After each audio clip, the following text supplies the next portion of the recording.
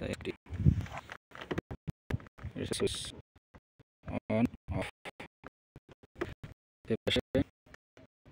থেকে পাশে হাত থেকে 2 ইঞ্চি এটা চলে স্লো এটা চলে একটু ফাস্ট এখন এই ডাইস এখন নিচে পড়ে আছে এখন থ্রেড হইব না টান দা করে করলে থ্রেড হয়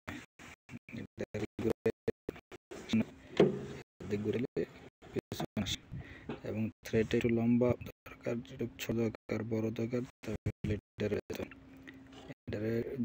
ডাইন দিকে ঘুরাইলে থ্রেড ছোট হইব ডান দিকে ঘুরাইলে থ্রেড ছোট বাম দিকে ঘুরাইলে থ্রেড একটু লম্বা হইব তারপরে ডাইস উঠানো টান দিলে ডাইস উঠবো এভাবে টান দিলে হাতে টান দিয়া এটা উঠালে ডাইস উঠবো এটা দিয়া পাইপের ভিতর সাইডটা পরিষ্কার করে এটা থ্রেড কাটে